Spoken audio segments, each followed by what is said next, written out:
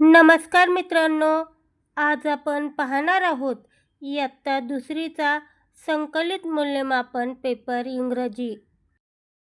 मित्रांनो, या ठिकाणी पहिला आणि दुसरा प्रश्न हा ओरल आहे.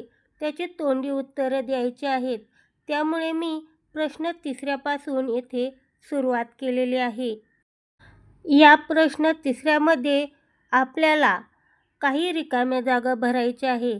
त्यामध्ये बिटवीन, नियर, ओव्हर, अंडर हे शब्द वापरायचे आहेत.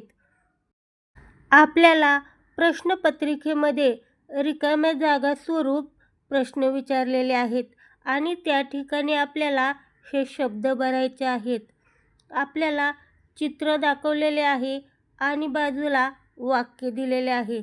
त्या ठिकाणी या रिकाम्या जागा भरायच्या आहेत. मी या ठिकाणी आपल्याला हे शब्द वापरून रिकाम्या जागा भरून दाखवलेले आहेत. याचा तुम्ही खूप छान प्रकारे सराव करा. मित्रांनो, चौथ्या प्रश्नामध्ये तुम्हाला 6 शब्द दिलेले आहेत. Man, sorry, yes, tap, table आणि यू हे शब्द आहेत. जे तुम्हाला एक चौकोन दिलेला आहे, त्यामध्ये हे शब्द कोठे आलेले आहेत हे पाहायचे आहे आणि त्याला सर्कल करायचे आहे. मी या ठिकाणी आपल्याला हे शब्द कोणत्या ओळीत कोठे आलेले आहेत हे सांगितलेले आहे. याचा तुम्ही सराव करा. मित्रांनो, या प्रश्नपत्रिकेतील 5व्या प्रश्नामध्ये आपल्याला कागदापासून टोपी बनवण्याच्या पायऱ्या क्रमाने दिलेल्या आहेत. त्यानुसार आपल्याला टोपी बनवायची आहे. या 8 पायऱ्या दिलेल्या आहेत. तुम्ही या ठिकाणी पाहू शकता. या पुढील प्रमाणे स्टेप दिलेले आहे. पहिली स्टेप आहे take a page of a newspaper, म्हणजे वृत्तपत्राचे एक पान घ्या. आपल्याला टोपी बनवण्यासाठी ते अगोदर घ्यायला लागेल.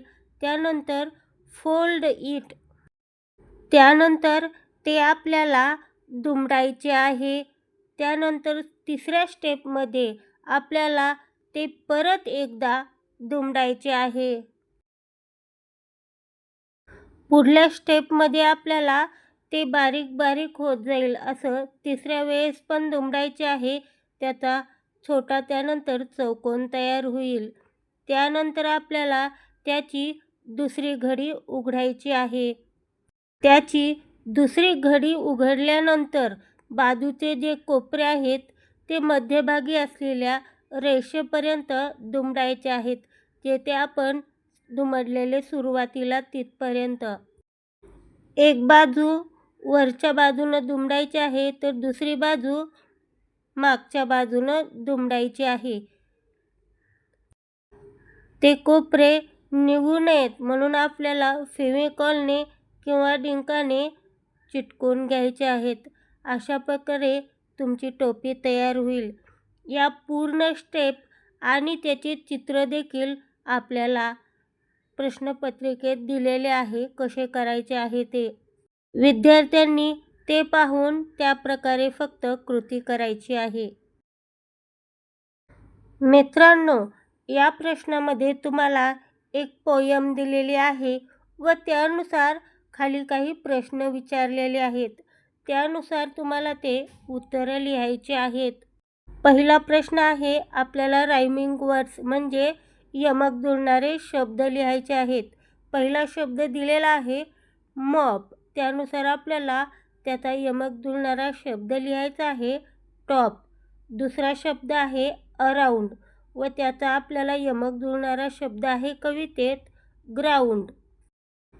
यातील बी प्रश्नामध्ये आपल्याला वाय वरून तयार होणारे कवितेत आलेले 2 शब्द लिहायचे आहेत.